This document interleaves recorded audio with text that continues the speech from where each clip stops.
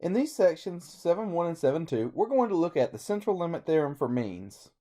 So what the central limit theorem deals with is a sampling distribution. So what a sampling distribution is it's actually the probability distribution for a sample statistic.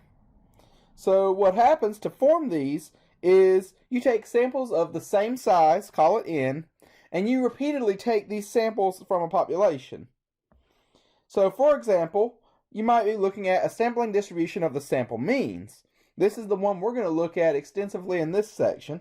And so what the sampling distribution of the sample means is you go out and you collect, say, 100 different samples of size 100. And so what the sampling distribution of those sample means is the distribution of those sample means. So it's the distribution of the mean of those 100 samples that you took. So pictorially, what's happening here is you've got some population with the unknown population parameters mu and sigma. Then you go out, you draw samples, so 5 samples in this case, of the same size, and you calculate the sample mean for each of those samples. Then your sampling distribution is going to be the values of those sample means. So now in this case, your sample mean is your data value. So the mean is the data value.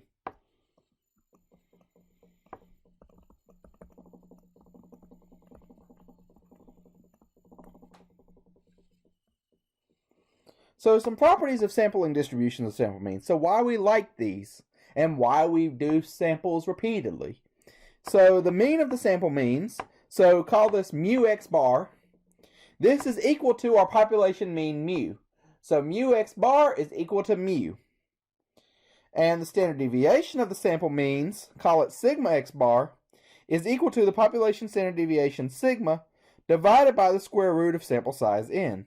So sigma x bar is equal to just the regular sigma divided by square root of n. And we can also call this standard deviation of the sampling distribution of sample means.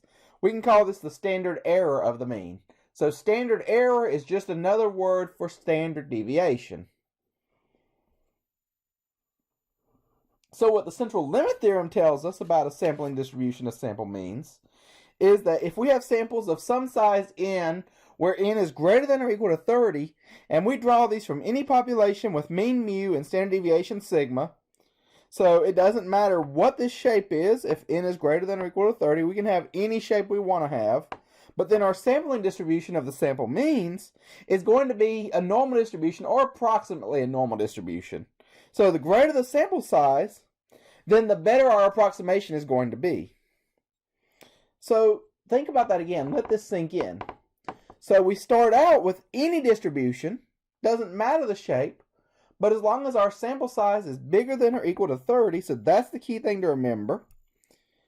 So if n is greater than or equal to 30, then you're going to end up the sampling distribution of the sample means. So in other words, the distribution of all of your sample means of the same size is going to be normal, or close enough to normal that we can find probabilities. This is going to lay the foundation for everything that we do moving forward in the class from this point onward. But what if we don't have n greater than or equal to 30? Well, there's a second piece to the central limit theorem that says if the population itself is normally distributed, then our sampling distribution of the sample means is going to be normally distributed for any size. So any sample size n. So in other words, if the original distribution we know is normal, then it doesn't matter how big your sample is, you end up with a normal distribution for the sampling distribution. But if you don't know that it's normally distributed originally, you have to have n greater than or equal to 30. But then you still end up with the same thing. You end up with a sampling distribution of sample means that's normal, or approximately normal. Either way, though, so one of those two things has to be true. So either n is greater than or equal to 30, or you have a normal distribution population. But then no matter which one of those it is, either way, the sampling distribution of the sample means is going to have a mean equal to mu x bar equal to your population mean. And the sampling distribution of sample means is going to have a variance equal to 1 over n times the variance of the population. And the standard deviation then equal to the population standard deviation divided by square root of n. So in other words, the big thing to remember here, provided n is either greater than or equal to 30 or original population normal. So as long as it meets one of those two things, then mu x bar equals mu, sigma x bar is equal to sigma over square root of n. That's the three things you really need to remember about this, about the central limit theorem. So in pictures, so if you have any population distribution with some mean mu, some standard deviation, sigma, so any population distribution, then your distribution of the sample means has to have n greater than or equal to 30, but you end up with a normal distribution of that's approximately mean mu equal to mu x bar and standard deviation sigma x bar equal to sigma over square root of n. And it's going to be approximately normal. If you have a normal population distribution, then for any n, if the mean of that original population is mu and standard deviation is sigma, then you end up with an approximately normal standard sampling distribution of the sample means, with mean mu x bar equal to mu and sigma x bar equal to sigma over square root of n. Alright, so let's look at an example. So cell phone bills for residents of a city have a mean of $63 and a standard deviation of $11.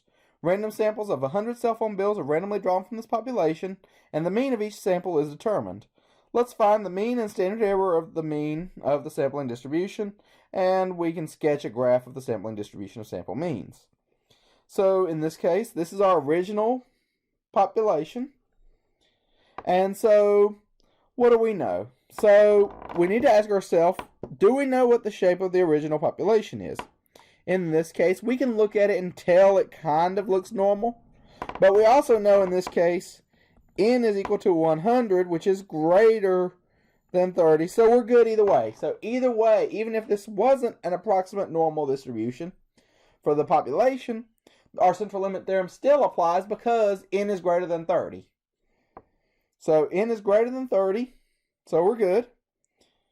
So then, now to find our mean and standard error. So mu x bar is just equal to our population mean mu. And so in this case, we know we have a mean of $63.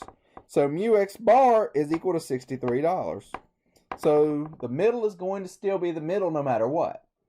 And then our standard deviation, sigma x bar, is equal to sigma over square root of n. So in this case, it's equal to our standard deviation of $11.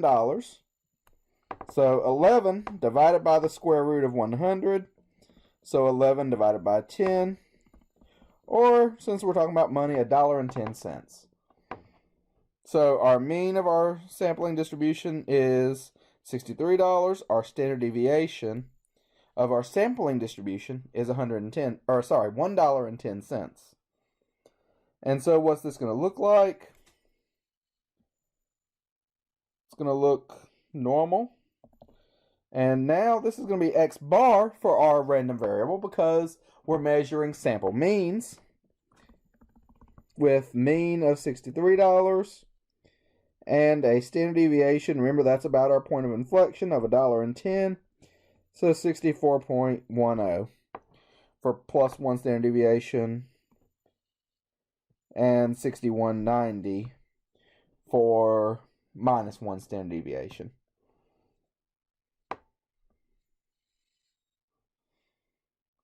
Now let's look at another one. So, training heart rates of all 20-year-old athletes are normally distributed with a mean of 135 beats per minute, standard deviation of 18 beats per minute. Random samples of a size 4 are drawn from this population. Mean of each sample is determined. So let's find the mean and standard error of the mean for the sampling distribution, and then let's sketch a graph of the sampling distribution of the sampling means. So first thing to ask ourselves, same two questions, is n greater than or equal to 30? So in this case, n is 4, so we have random samples of size 4. So n is not greater than or equal to 30.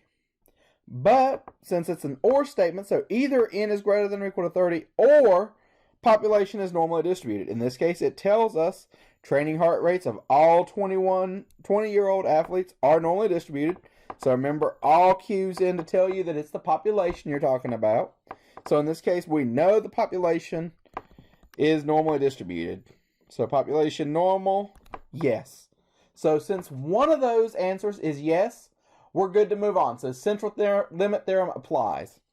So then mean and standard error. So mean mu x bar, that's just equal to our mean of the population. So we know mean is 135 beats per minute. So mu x bar is 135 beats per minute.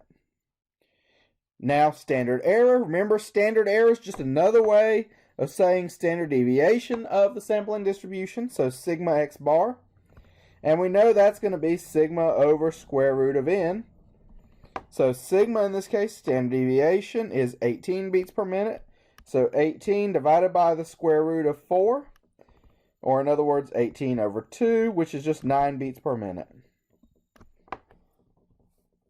So we have 9 beats per minute is our standard deviation.